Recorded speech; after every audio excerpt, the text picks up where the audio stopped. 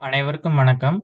Programs using லூப்பிங்ல ஒவ்வொரு கான்செப்ட்டா நம்ம பார்த்துட்டு இருக்கோம். அதாவது for loop, do loop, while loop இதுதான் சி ப்ரோகிராம்ல இருக்கிற மெயினான 3 லூப். இந்த 3 லூப்ப வச்சு எப்படி நம்ம ப்ரோகிராம் பண்றது அப்படிங்கிறத ஒரு எக்ஸாம்பிளோட பார்த்துட்டு இருக்கோம். லாஸ்ட் வீடியோல வந்து ஒரு ஃபார் லூப் எப்படி ஃபங்ஷன் ஆகுது, அத ஃபார்வர்ட்ல எப்படி நம்ம லூப் ரன் பண்றது, அத வச்சு சம் ஆஃப் n நம்பர்ஸ் எப்படி ஃபைண்ட் பண்றது அப்படிங்கிறத லாஸ்ட் வீடியோல பார்த்தோம். இந்த வீடியோல என்ன பண்ண போறோம் அப்படின்னா, ஃபேக்டோரியல் ஆஃப் n.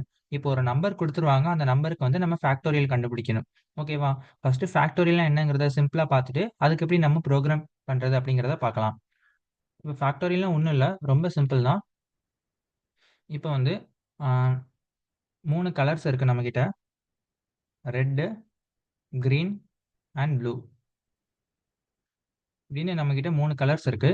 இந்த 3 கலர்ஸ வச்சு எத்தன காம்பினேஷன் நம்மளால ரெடி பண்ண முடியும்னு கேட்டாங்க அப்படின்னா, 6 காம்பினேஷன் ரெடி பண்ண முடியும். எப்படி அப்படின்னா, ரெட், கிரீன் ஒரு காம்பினேஷன், ரெட், ப்ளூ ஒரு காம்பினேஷன், க் கிரீன், ப்ளூ ஒரு காம்பினேஷன். அந்த மாரி நம்மளால மொத்தம் எத்தன காம்பினேஷன் ரெடி பண்ண முடியும் அப்படின்னா, 6 காம்பினேஷன் நம்மளால ரெடி பண்ண முடியும். 6 காம்பினேஷன் நம்மளால ரெடி பண்ண முடியும். இப்ப இத வந்து மேத்தமேட்டிக்கலா நம்ம வந்து ஈஸியா பண்றது தான் ஃபேக்டோரியல் அப்படின்னு சொல்லுவோம். இப்ப 3 கலர் இருந்தா 3. இப்ப 3 ஃபேக்டோரியல் அப்படின்னா 3 into 2 into 1. 3 2s are 6. 6 multiply by 1 வந்து 1. இதே மாரி எத்தனை நம்பர் குடுத்தாலும் நம்மளால ஃபேக்டோரியல் பண்ண முடியும். இப்ப 4 ஃபேக்டோரியல் அப்படின்னா 4 into 3 into 2 into 1. 4 3s are 12. 12 2s are 24. So answer வந்து 24. இந்த மாரி நம்பர் ஆஃப் காம்பினேஷன்ஸ் நம்ம கண்டுபிடிக்கிறத என்னன்னு சொல்லுவோம் அப்படின்னா, ஃபேக்டோரியல் அப்படின்னு சொல்லுவோம். ஃபேக்டோரியல் அப்படின்னா அந்த நம்பர வந்து கரஸ்பாண்டிங் நம்பர்ஸோட மல்டிப்ளை பண்ணணும் வித் டிக்ரிமென்ட்டோட. அதாவது 3, 2, 1 அப்படின்னு போய்க்கிட்டே இருக்கணும். இப்ப 6 ஃபேக்டோரியல்னா 6, 5, 4, 3, 2, 1 அப்படின்னு போய்க்கிட்டே இருக்கணும். அதுதான் ஃபேக்டோரியல் அப்படின்னு நம்ம சொல்லுவோம். ஓகே. இப்ப வந்து இந்த ஃபேக்டோரியல வந்து நம்ம ஃபார் லூப் வச்சு எப்படி நம்ம ரன் பண்றது அப்படிங்கிறத பார்க்கலாம். இந்த ப்ரோகிராமோட ஃப்ளோ ஃபர்ஸ்ட் நான் சொல்றேன். இந்த ப்ரோகிராம நம்ம வந்து ஸ்டார்ட் பண்றோம். யூசர் கிட்ட என்ன கேட்கிறோம்னா, நம்பர் கேட்கிறோம். ஒரு நம்பர் வந்து யூசர் கிட்ட கேட்கிறோம். யூசர் ஒரு நம்பர் குடுப்பாங்க. அத வச்சு நம்ம ஒரு ஆப்பரேஷன் பண்றோம். என்ன ஆப்பரேஷன் அப்படின்னா, ஃபேக்டோரியல். எத யூஸ் பண்ணி அப்படின்னா, ஃபார் லூப் யூஸ் பண்ணி. ஃபார் லூப் யூஸ் பண்ணி ஃபேக்டோரியல் ஆப்பரேஷன் பண்றோம். அடுத்து அவுட்புட்டா நம்ம என்ன பண்றோம்? ஃபேக்டோரியல பிரிண்ட் பண்றோம். அதுதான் அவுட்புட்டா. இதோட நம்ம ப்ரோகிராம் வந்து எண்ட் ஆகுது. இதுதான் இந்த ப்ரோகிராமோட ஃப்ளோ. ஒரு நம்பர வாங்குறோம். ஃபேக்டோரியல் ஆப்பரேஷன் பெர்ஃபார்ம் பண்றோம். எது யூஸ் பண்ணி அப்படின்னா, ஃபார் லூப் யூஸ் பண்ணி. அத அவுட்புட்டா நம்ம ஷோ பண்றோம். இந்த ப்ரோகிராம் வந்து எண்ட் ஆகுது. ஓகே. இப்ப வந்து அந்த ஃபார் லூப் வந்து எப்படி வொர்க் ஆகுது அப்படிங்கிறத இங்க பார்க்கலாம். கொஞ்சம் நல்லா கவனிங்க. ரொம்ப ஈஸி தான். லாஸ்ட் வீடியோல அந்த ஃபார் லூப் வந்து முன்னாடி கரஸ்பாண்டிங்கா இன்கிரீஸ் ஆகி போயிருக்கும். இப்ப வந்து அந்த ஃபார் லூப் வந்து கொஞ்சம் டிக்ரிமென்ட் ஆகும். ஏன் அப்படின்னா, ஃபர்ஸ்ட் என்னோட நம்பர் 4ஆ இருக்கணும். அதுக்கப்புறம் என்னோட நம்பர் 3ஆ இருக்கணும். என்னோட நம்பர் அதுக்கடுத்து 2ஆ இருக்கணும். அதுக்கப்புறம் 1ஆ இருக்கணும். அப்படி இருந்தா தான் என்னால கரஸ்பாண்டிங்கா மல்டிப்ளை பண்ண முடியும். அதனால ஃபர்ஸ்ட் நான் 4ங்கிறத நான் ஃபிக்ஸ் பண்ணிட்டு, ஒவ்வொரு தடவையும் என்னோட மல்டிப்ளை பண்ண பிறகு நான் நம்பர் என்ன பண்ணுவேன்? டிக்ரீஸ் பண்ணுவேன். ஓகேவா? ஸோ ஒரு ஃபார் லூப் எப்படி இருக்கும்? ஃபர்ஸ்ட் இனிஷியலைசேஷன்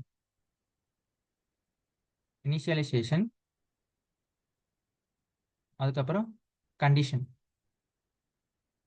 கண்டிஷன் இருக்கும். அதுக்கப்புறம் இன்கிரிமெண்ட் இல்லைன்னா டிக்ரிமெண்ட் இருக்கும். அதுக்கப்புறம் என்ன பண்ணணுமோ டாஸ்க். அந்த டாஸ்க் வந்து உள்ள இருக்கும். இந்த லூப்போட குளோசிங். ஓகே. இந்த ஃபார் லூப்ல வந்து ஃபர்ஸ்ட் நம்ம இனிஷியலைஸ் பண்ணிருவோம். எங்க இருந்து ஸ்டார்ட் பண்ணணும் அப்படிங்கிறத இனிஷியலைஸ் பண்ணிருவோம். அதுக்கப்புறம் ஒரு கண்டிஷன் குடுப்போம். இந்த கண்டிஷன் சாட்டிஸ்ஃபை ஆனா தான் இந்த லூப் வந்து ரன் ஆகும். இல்லைன்னா இந்த லூப்ப விட்டு இது வெளிய வந்துரும்.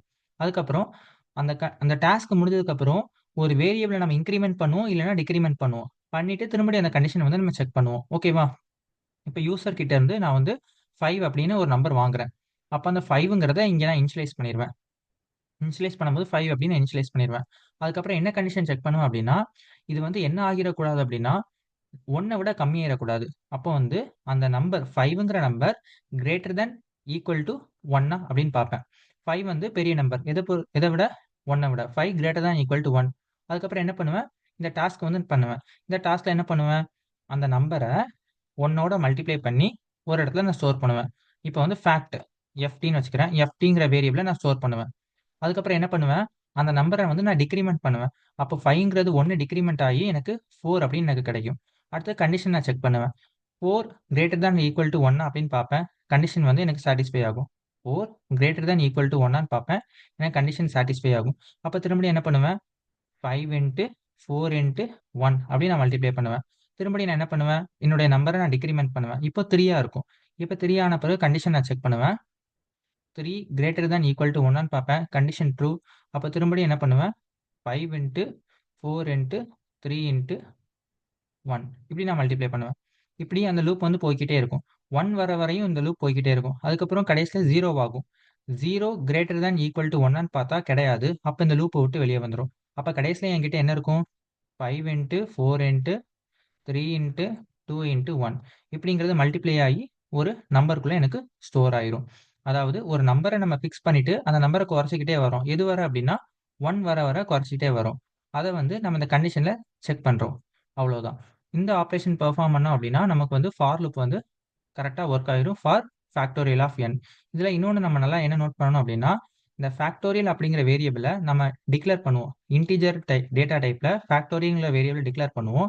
டிக்ளேர் பண்ணும்போதே அதுக்கு 1 அப்படிங்கிற நம்பரோட நம்ம டிக்ளேர் பண்ணணும். 1ங்கிற வேல்யூ அசைன் பண்ணிடணும்.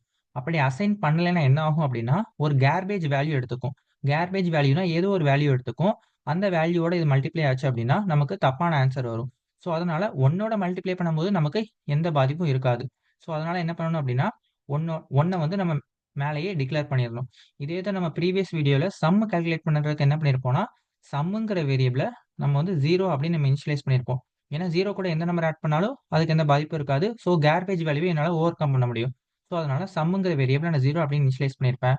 இந்த இந்த ப்ராப்ளமுக்கு ஃபேக்டோரியல் அப்படிங்கிற வேரியபிளை நான் 1 அப்படின்னு நான் இனிஷியலைஸ் பண்ணுறேன். ஓகே, இப்போ வந்து தேவ் C++ல இதுக்கு வந்து நம்ம கோடிங் போட்டு பார்க்கலாம். ஓகே, இப்போ வந்து ash include stdio.h standard input output, அதாவது printf scanf நான் யூஸ் பண்ணுறதுக்காண்டி இந்த ஹெடர் ஃபைல் யூஸ் பண்ணியிருக்கேன். அப்போ தான் என்னால் printf scanf ஸ்டேட் ஃபங்க்ஷன் வந்து என்னால் யூஸ் பண்ண முடியும். எழுதுகிற ப்ரோக்ராமை ஒரு மெயின் ஃபங்க்ஷனுக்குள்ளே எழுதியிருக்கேன். மெயின் இந்த ப்ராக்கெட் போட்டு அப்படின்னா ஒரு மெயின் ஃபங்க்ஷன் அர்த்தம்.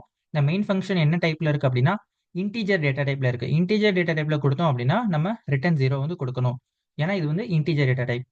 இப்போ வந்து ஒரு ப்ரோக்ராம் ஸ்டார்ட் பண்ணும்போது நம்ம என்ன பண்ணணும் அப்படின்னா நமக்கு என்னென்ன வேரியபிள்ஸ் வந்து தேவை, அது என்ன டேட்டா டைப்பில் தேவை அப்படிங்கிறத நம்ம இனிஷியலைஸ் பண்ணணும்.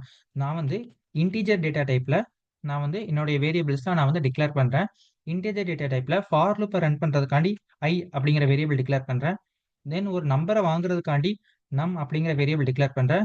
தென் ஃபேக்டோரியல் பண்ணுறதுக்காண்டி ஃபேக்ட் இஸ் ஈக்குவல் டு 1 அப்படிங்கிறத டிக்ளேர் பண்ணுறேன். 3 வேரியபிள் இருந்தால் போதும் நம்ம இந்த ஃபேக்டோரியல் ஆப்ரேஷன் பெர்ஃபார்ம் பண்ணுறதுக்கு.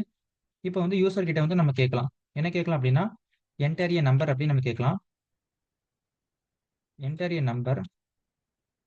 இப்போ வந்து printf ஸ்டேட்மெண்ட் யூஸ் பண்ணி நம்ம யூசர் கிட்ட வந்து என்டர் எ நம்பர் நம்ம கேட்டுட்டோம். அவங்க ஒரு நம்பர் கொடுப்பாங்க. அந்த scanf ஸ்டேட்மெண்ட் யூஸ் பண்ணி ஒரு வேரியபிளை நம்ம ஸ்டோர் பண்ணிக்கலாம். நம் அப்படிங்கிற வேரியபிளை நம்ம ஸ்டோர் பண்ணிட்டோம். printf ஸ்டேட்மெண்ட் யூஸ் பண்ணி ஒரு நம்பர் கொடுங்க நம்ம கேட்குறோம். அவங்க ஒரு நம்பர் கொடுப்பாங்க. அதை வந்து scanf வேரியபிள் ஒரு ஸ்டேட்மெண்ட் யூஸ் பண்ணி நம் அப்படிங்கிற வேரியபிளை ஸ்டோர் பண்ணிக்கலாம். இப்போ வந்து ஃபார் லூப். இந்த ஃபார் லூப்ல என்ன சொன்னேன், அந்த கொடுக்குற நம்பரை வந்து இனிஷியலைஸ் பண்ணணும் அப்படின்னு. அப்போ ஐ அப்படிங்கிற வேரியபிளுக்கு அவங்க கொடுக்குற நம்பரை நான் இனிஷியலைஸ் பண்ணிட்டேன்.